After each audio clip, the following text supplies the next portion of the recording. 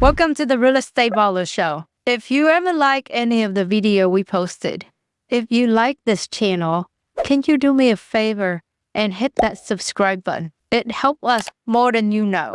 And the bigger this channel gets, the more people we can help achieve financial freedom. Thank you and enjoy the episode.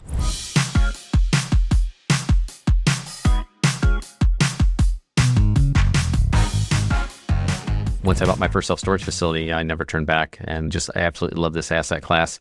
We had about 75 single-family houses and about 400, a little over 420 multifamily units.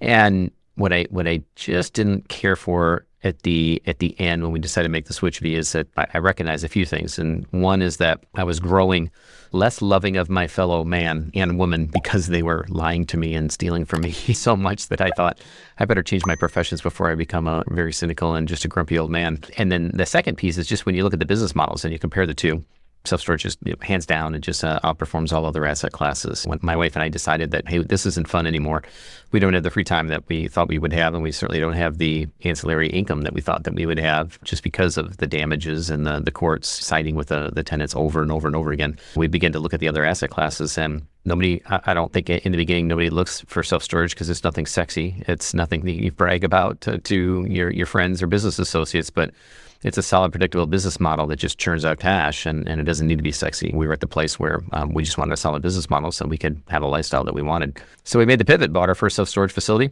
and I never looked back, sold all the houses, sold the apartments, and now What year did you buy your first facility? Yeah, 2005 was when we bought the first one, and then the second, the third, and the fourth came very quickly right after that, within just a few months of each other. And then we put all the houses up for sale. We sold them off in 3 chunks and then sold each of the apartment complexes. And now we develop, we build from the ground up. We convert grocery stores, industrial buildings, any type of building that we can into self-storage. And of course, we continue to buy and acquire self-storage facilities, and we do it all across the country. And we got a little over 5 million square feet now, and approaching 30,000 units total right now. And very active in capital raising and syndication and bringing in private equity into our projects that has fueled our growth. And we are just super excited about the place that we're at right now with where the economy is headed, because self-storage always does well during a downturn or a recession. Even if interest rates are beginning to improve, that's only good news for us, no matter where we're at.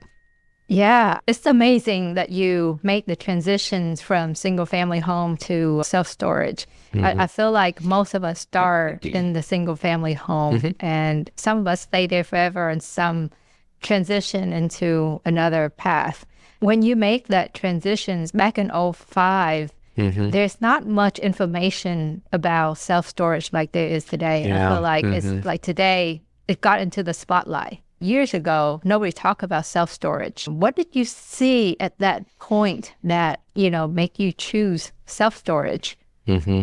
Yeah, you're right. There wasn't too many people teaching it. It was kind of considered the ugly stepchild of commercial real estate, and mm-hmm.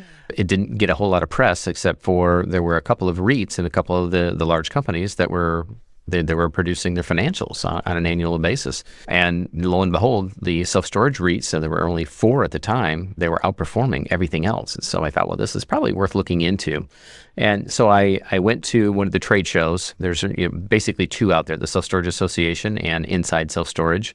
And fortunately, they have traveling shows. And so one of them came to Chicago, and I live in Indianapolis, and so I visited that regional show, and my eyes were opened, not necessarily from the show and what they were teaching there, but I was on a mission to speak with as many self-storage investors as I could, other fellow attendees that were at that conference.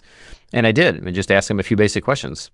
How did you get involved in the business? How did you get started in self-storage? What do you like best about it? What don't you like about it? And where do you see the opportunities right now? And after as many people as I could talk to, and even some, if they were friendlier, have coffee with them or go out to dinner or have drinks after a session and continue the conversation to just glean as much as I could about the industry. And I walked away just recognizing that, wow, first of all, anything that I had maybe a misconception or a myth about the industry was busted after talking to these folks. And there wasn't anybody that was, and I guess maybe not at a conference you would find this, but there weren't too many people that were talking about the downsides or the cons to it. I mean, they had to search to find the reasons why they didn't like the business. And gosh, at the place that I was, with being in knee deep in the tenant toilet business, the list is a mile long of the things that I didn't like about the business. So I can give you, a mile long list of why we don't love rentals, right? Exactly. Yeah, everybody loves rental real estate if it weren't for the tenants and toilets. And so that's, I mean, literally, that's where I came to, is we were at that place. And I just said, okay, well, what else is there? It's either parking lots or self-storage, because we just have stuff. And so it turns out the stuff business is a pretty good business, and the model works very, very well. And yeah, we've been able to raise our family and travel all around the world with it, with the free time and the cash that it provides. And it's a very scalable business model, which is much easier to scale than anything else that I've been involved in. There's so many things that we can unpack here today with your knowledge and experience. But let's focus on something that you said earlier for a minute, because I think some of the audience may be on the verge of transitioning, right? When you decide to get rid of your single family home, and I think you also had multifamily homes at the time, and you decided you want to get rid of them. How did you sell them off one by one? Did you find institutions and just sell them by a portfolio? How long did it take? And were you able to maximize?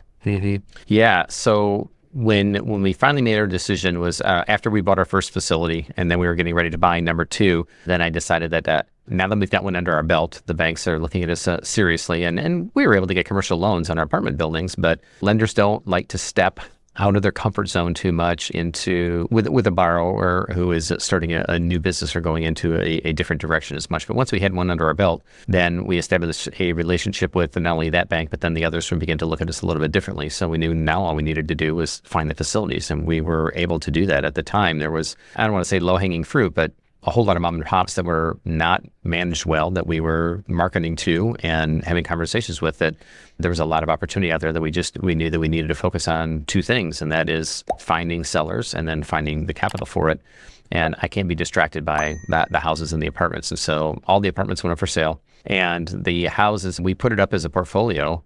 And we didn't get one person to buy all of them, but there were 3 separate transactions. So 3 separate groups bought our 75 houses, and it was almost split 25, 25, 25. I can't remember the exact ratio. That's going back 20 years now. But yeah, we were able to sell all of our multifamily and our single family off by the end of 2006, literally in December of 2006. And so within 2 years, we had the entire single family and our habitational real estate portfolio sold off. Wow, that's amazing.